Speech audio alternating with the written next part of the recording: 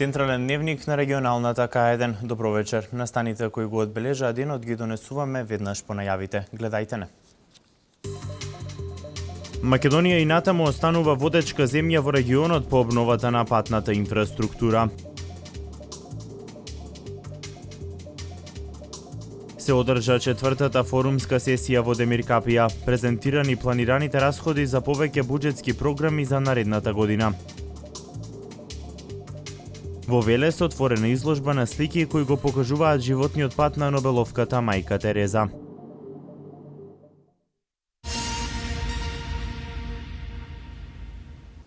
Македонија и понатаму продолжува да гради нови патишта. Најновата патна делница Кочани-Штип е планирана да биде изградена со средства од Европската банка за обнова и развој во висина од 21 милиони евра. Нови патишта за нови економски предизвици. Македонија и понатаму останува водечка земја во регионот по обновата на патната инфраструктура. Покрај рехабилитацијата на постојните регионални и локални патишта и изградбата на трите нови автопатски делници, наредната година започнува да се гради и нов експресен пат. Со средства обезбедени од Европската банка за обнова и развој во висина од 21 милион евра, градежната оператива ќе работи на создавање на нова патна делница од Кочани до Штип. Со оваа градба Источна Македонија добива брзи и сигурни регионални и магистрални патишта. Се овозможува да се подобри конкурентноста во регионот, односно да се привлечат и нови инвеститори кои што ќе го користат овој пат. Очекуваме изградбата на патот да започне во првиот квартал од 2016 година. Македонија во наредните години планира во модернизација на патната инфраструктура да потроши околу 181 милион евра. И овие пари ќе бидат обезбедени од Европската банка за обнова и развој. Ќе се градат регионални патни правци во Западна Македонија. Со овие пари ќе се гради автопатската делница од Струга до Требениште и експресниот пат од Охрид до Пештани. Покрај плановите за нови градби, надлежните велат дека интензивно се работи на веќе отпочнатите инфраструктурни проекти. Инфраструктурната експанзија во Македонија ја зајакнува економијата, со тоа што се создаваат нови работни места, велат од градежната индустрија. Во досегашниот тек на изградбата на трите автопатски делници, првиот експресен пат од Велес до Кадрифаково и многуте локални патишта ангажирани се повеќе од 3000 лица.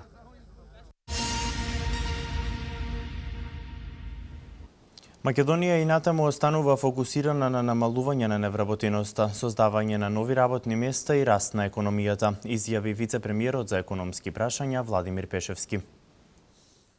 Вице-премиерот Владимир Пешевски по денешната работилница Пристап до финансии истакна дека владата и понатаму останува фокусирана на намалувањето на невработеноста, создавањето нови работни места, потикнување на инвестициите и генерално раст на економијата. Секој што ја анализира макроекономската состојба на Македонија може да се дојде до сопствени заклучоци. Она на што ние сме фокусирани е намалување на невработеноста, создавањето на нови работни места, потикнување на инвестициите генерално, не само на странските и на домашните, и генерално раст на економијата. Ако се погледнат тие параметри, ако се погледнат анализите за подобрување на бизнис климата, мислам дека можеме да бидеме задоволни. Се разбира, простор за подобрување може да има секогаш, но треба да водиме сметка и за тоа колкаво е нивото на вкупно на развој на македонската економија и соодветно на тоа и се креирани и буџетските политики. Вице-премиерот Пешевски истакна дека буџетот во изминатите години содржеше силна развојна компонента, а конкретните резултати и постигнувања се добар доказ за тоа.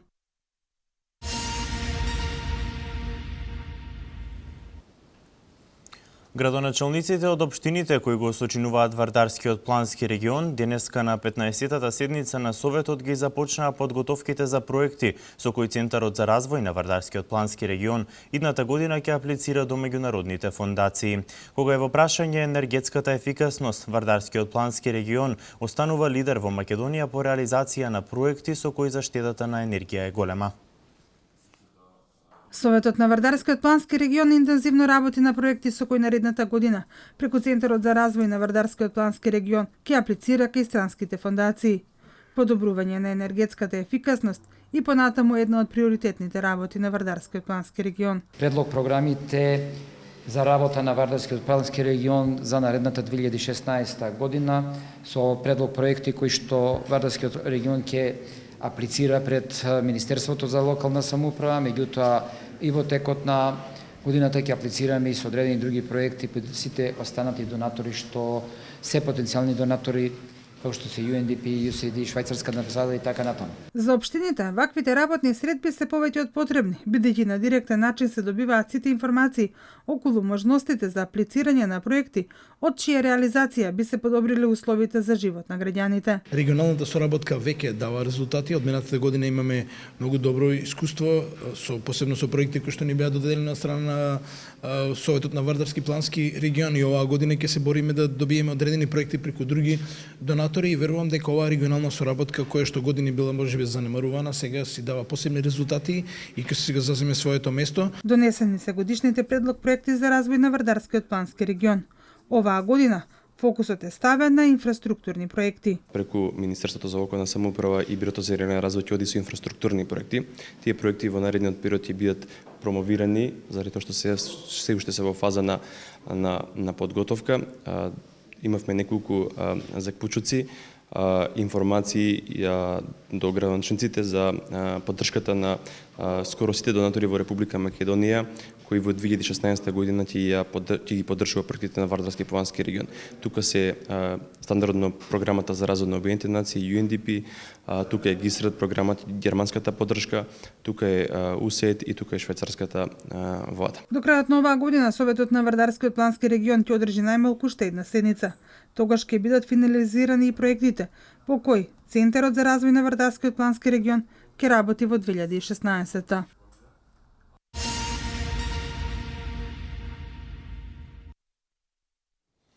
Зголемена концентрација на PM10 частичките во воздухот во Кавадарци. Оваа загаденост се должи пред се со започнувањето на грејната сезона, каде PM10 частичките се зголемуваат енормно, по неколку пати повеќе од дозволеното. Според податоците од станицата за мерење на загаденоста на воздухот во Кавадарци, во изминатите 2 месеца концентрацијата на PM частичките во воздухот 12 на дена била на дозволените максимални концентрации. Оваа загаденост се должи пред се со започнувањето на грејната сезона, каде PM10 частичките се зголемуваат енормно, по неколку пати повеќе од дозволеното, информираат од Министерството за животна средина и комунална дејност. Загаденоста во градот најмногу се јавува во вечерните часови, кога се активира поголемо количество топлинска енергија во домаќинствата и испуштањето на јаглероден диоксид од оджаците, при што се ствара обвивка над градот. Доцна попладне, како паѓаат температурите, така растат PM частичките.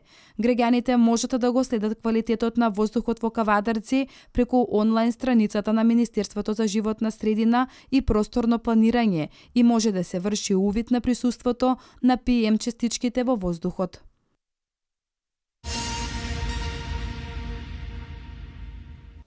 Се одржа четвртата форумска сесија во Демиркапија. Презентирани планираните расходи за повеќе буџетски програми во 2016 година. Граѓаните и овој пат има можност да дадат своји предлози. Се одржа четвртата сесија од буџетскиот форум во општина Демиркапија. Пред жителите на општината беа презентирани 5 буџетски програми во презентациите уредување на градежно земјиште, урбанистичко планирање, локален економски развој, спорт и рекреација и капитални расходи на општината. Беа презентирани планираните расходи на општината во овие буџетски програми кои ќе се искористат за реализација на планирани проекти во 2016 година. Граѓаните и овој пат имаа можност да дадат свој предлог проекти во рамките на овие програми. Сите предлози беа образложени и поголем дел од нив беа прифатени од страна на градоначалникот Трајче Димитриев, покрај редовниот мониторинг од страна на представник на Комисијата за координација на форумите. На буџетската сесија присуствуваше и Ибрахим Мехмети, национален координатор на програмата Форуми во заедницата.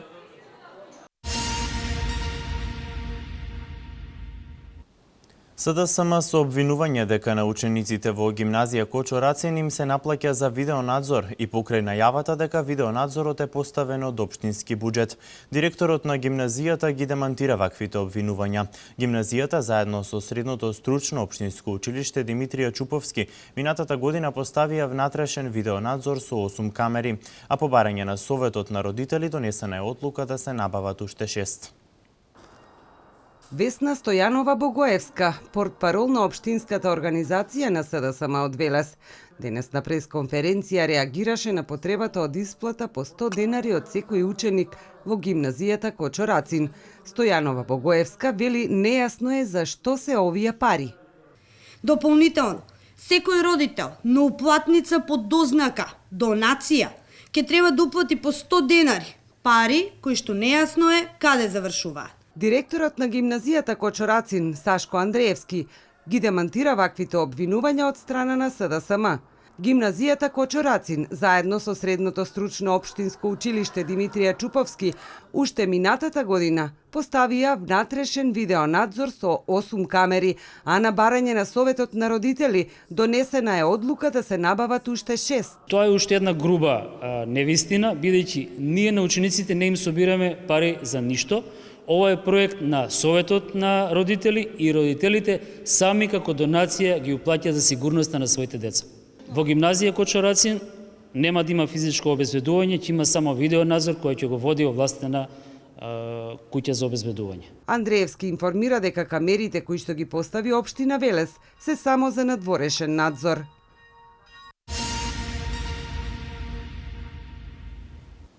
Учениците и вработените од основното општинско училиште Блаже Коневски преку противпожарна вежба се едуцираа како да се заштитат од евентуален пожар. Во показната вежба учествуваше и екипа на итната медицинска помош која превенира на терен во реален случај на пожар.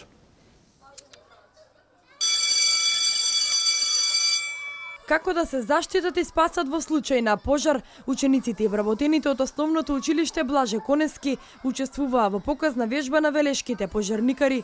Според командирот на противпожарната единица Љупчо Лепидовски, ваквите едукативни вежби се од голема корист, особено за ова училиште кој има комплексна архитектонска градба и каде учат околу 1200 ученици. Школото е обезбедено со хидрантска мрежа, со ПП апарати, со громобранска инсталација, ги исполнува условите и критериумите за противпожарна заштита, но со оваа вежба да не застанеме овде, заради тоа што во текот на 2 години треба законски да направат вежбата, а текот годината може еднаш до 2 пати да направат, за да створат навика кај самите ученици во случај на вакви елементарни непогоди да можат да се спасат од самата ситуација. Од училиштето велат дека после долги години неопходно било спроведување на противпожарна вежба, на истата се симулираше евакуација, но и пренаоѓање и спасување на повреден ученик. Показната вежба ја реализираме согласно планот за заштита и спасување од елементарни непогоди што постои во училиштето и согласно планот за евакуација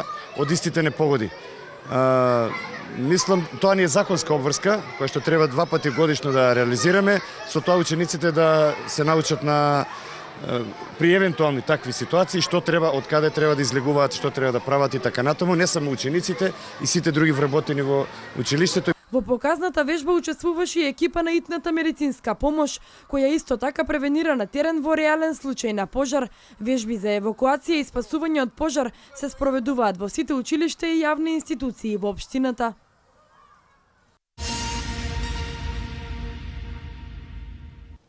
Ако не можеш да нахраниш стотици луѓе, нахрани барем еден. Ова е мисла на најпознатата македонка во светот, Мајка Тереза. Синоќа во локалната библиотека Гоце Делчев беше отворена патувачка изложба од 50 на слики, ретроспектива на хуманата мисија на Мајка Тереза. Изложба од 50 на слики која представува ретроспектива на хуманата мисија на најпознатата скопјанка, единствената Нобеловка родена на територијата на Македонија, Мајка Тереза. Нејзиниот пат од Скопје до Калкута во Индија, прикажана во локалната библиотека Гоце Делче во Велес. Фотографиите се дел од фундусот музејски на спомен куќа на мајка Тереза. Имаме и дел од куп кои што се од Ватиканскиот весник Осерваторе Романо, дел се откупени од новинската агенција East News, го представуваат животниот пат на мајка Тереза од нејзиното раѓање, нејзиното семејство, нејзиното детство и младост кој што ги поминува во Скопје, нејзиното заминување најпрво во Ирска како сестра Тереза и потоа нејзината напорна работа во Индија. Идејата на изложбата е да се довлежи животниот пат на мајка Тереза за оние кои не успеале да ја посетат нејзината спомен куќа во Скопје. Идејата за организирање на една ваква патувачка изложба е да им доближиме на велешаните животниот пат на најпознатата скопјанка и единствена нобеловка родена на територија на сегашна Македонија, мајка Тереза. Првото презентирање изложбата го доживеа во 2012 година во Струмица, а потоа следеа Крива Паланка, Битола, Рим и Софија. Во Велес изложбата ќе биде отворена во наредните 10 дена.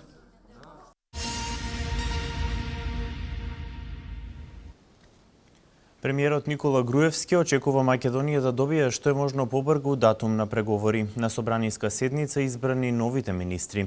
Вестите од Македонија во продолжение. По исполнувањето на критериумите, премиерот Никола Груевски очекува Македонија да добие датум на преговори. Тој посочи дека Македонија и понатаму останува посветена на спроведување на политичкиот договор и клучните реформски приоритети со цел да се обезбедат доволно аргументи земјите членки да ја донесат одлуката за почеток на пристапните преговори. Се надеваме дека по исполнувањето на критериумите после изборите во 2016 година нема да сме подложени на нови пречки и услови за недобивање на датум за преговори. Статус кво ситуацијата во контекст на евроатлантските интегративни процеси е лоша за државата и одбегнување или пренасочување на одговорноста од било кого, сите ќе ја гледаат како соучесништво во неуспехот. Република Македонија очекува датум за преговори и откочување на интегративните процеси, кој ќе биде заслужена верификација на се она што досега е направено и што ќе се направи. На нашиот народ му е јасно се и нема никаква потреба од дополнителни објаснувања за се она што се случува. Во овогодинешниот извештај констатирано е подобрување на економијата, а тоа е евидентно и преку големиот број на новоотворени работни места, нови фабрики и инвестиции кои ги спроведува владата. Премиерот Никола Груевски истакна дека огромен напредок е постигнат и во областа на јавната администрација, во законската рамка за заштита на човековите права, како и дека Македонија е на добро ниво на подготвеност за воспоставување функционална пазарна економија, стабилни микроекономски услови, здрава монетарна политика и солиден правен систем.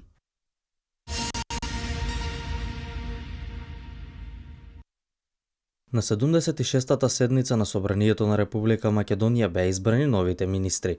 Оливер Спасовски е новиот министер за внатрешни работи, Фросина Ташевска-Ременски ќе раководи со Министерството за труд и социјална политика, додека Марта Арсовска-Томовска ќе биде министер за информатичко општество и администрација. Претходно на почетокот на седницата беа констатирани оставките на досегашните министри Мите Чавков, Диме Спасов, потоа Висар Фида кој беше министер без ресор, како и Марта Арсовска-Томовска која беше заменик министер за информатичко општество и администрација.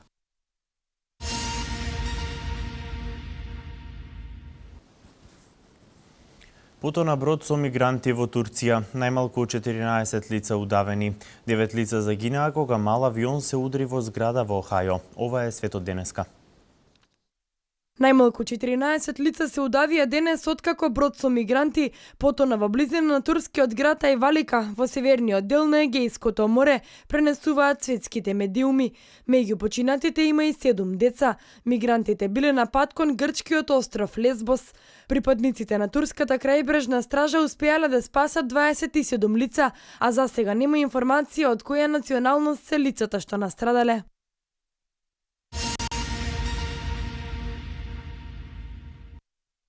Најмалку 13 војници на либиската армија вчера се убиени од терористи во источна Либија, пренесуваат светските медиуми. Повеќето војници беа убиени од мини подметнати од терористички организации, стои во изјавата на портпаролот Милус Алзави за агенцијата Лана, официјалната информативна агенција на меѓународно признатата влада во Тобрук. Според Лана, војниците загинале во зона на конфликт околу Бенгази, каде се бореле со терористи. Од август 2014 година Либија има две влади. Тогаш Унијата на исламистички милиции упадна во Триполи, инсталира своја администрација и ја принуди меѓународно признатата влада да се пресели во источниот град Тобрук, напоменуваат светските медиуми.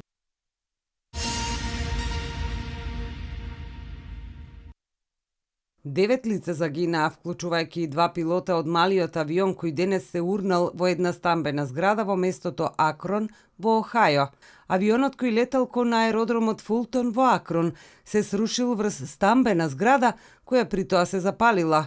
Откако се запалила зградата, локалните жители останале без електрична енергија. Веднаш по настанот пристигнала итна помош и пожарникарската служба, а во меѓувреме пожарот зафатил уште една стамбена зграда, но оганот набрзо бил ставен под контрола. Меѓу жителите нема жртви ниту повредени.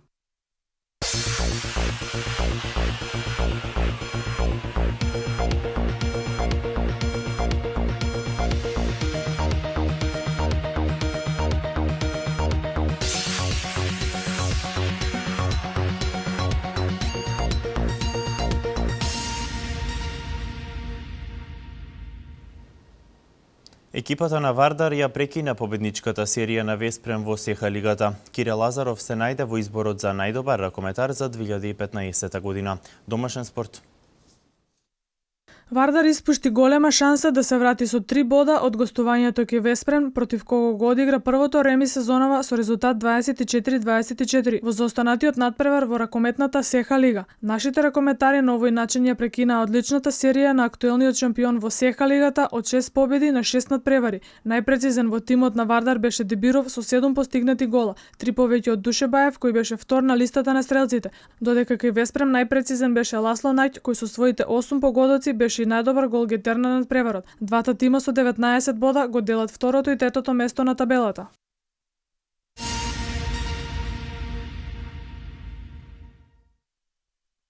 Нашиот ракометен репрезентативец Кире Лазаров и оваа година се најде во изборот на Handball Planet за најдобар ракометар на годината, а покрај него се најдоа и тројца ракометари на Вардар, Дебиров, Душебаев и Штербик. Во овогодишниот избор беа издвоени најдобрите ракометари ширум Европа, а традиционално меѓу нив се најде македонскиот капитен Лазаров кој имаше фантастична сезона во Барселона, каде покрај титулите од националните првенства успеа да ја освои Лигата на шампиони. Тој заедно со Алекс Душебаев, Жарко Марковиќ и Ласло Најќ е во изборот за најдобар десен бек на годината.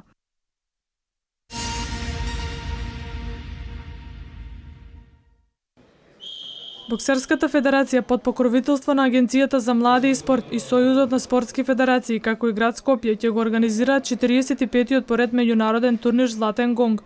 Овој турнир почнал да се одржува во далечната 1969 година. Меѓународниот традиционален турнир во бокс представува едно од најголемите и најстарите надпреварувања во Европа. Учество ќе земат 46 надпреварувачи од 9 европски земји. Македонската селекција ќе настапи со 5 боксери кои ќе се надпреваруваат за еден од трите пехари и тоа најпрестижниот Златен гонг за најдобар боксер, пехар за најдобар техничар и пехар за најдобар македонски боксер. Пехари ќе добијат и најдобриот тренер, најдобриот судија и секако трофеј ќе има и за најдобриот странски боксер.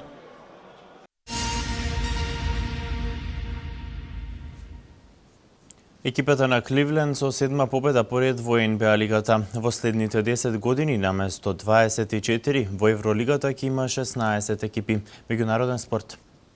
Во изминатата ноќ Кливленд Кавалерс ја забележи 7-та победа поред, триумфирајќи на домашен терен над Јута Џез со 118-114. До победата стигнаа многу потешко од очекувањата и тоа дури во последната четвртина. Леброн Џејмс ја превзеде контролата на надпреварот и постигна 17 поени во последната четвртина, со што му ја обезбеди новата победа на својот тим. Џејмс го заврши надпреварот со 31 поен, 8 асистенции и 7 скокови. Оклахома стигна до победа на гостувањето ке Вашингтон со 125-101.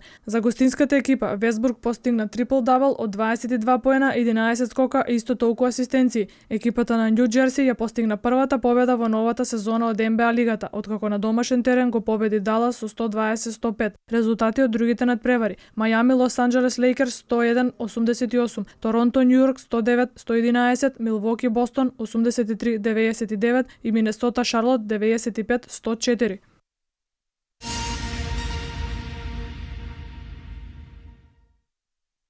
Евролигата од следната сезона ќе има 16 екипи наместо 24 во наредните 10 години. Ова беше одлучено на состанокот одржан во седиштето на Евролигата во Барселона. Представниците на 11 екипи кои ја поседуваат лиценцата Анадолу Ефес, ЦСКА Москва, Емпорио Армани, Барселона, Фенербахче, Лаборал Куча, Макаби, Олимпијакос, Панатанајкос, Реал Мадрид и Жалгирис го прифатија новиот формат за изгледот на елитното надпреварување. Преостанатите 5 места ќе бидат потполнети со 3 шампиони на домашните лиги, едното за освојувачот на Еврокупот и едно за победникот на квалификациите, во кои учества ќе земат 8 екипи. Ќе се играат 30 надпревари, а потоа плейоф со 8 најдобри за на крајот шампионот да се добие преку Final Four. Овој договор ќе има важност од 10 години со можност за продолжување уште за 10.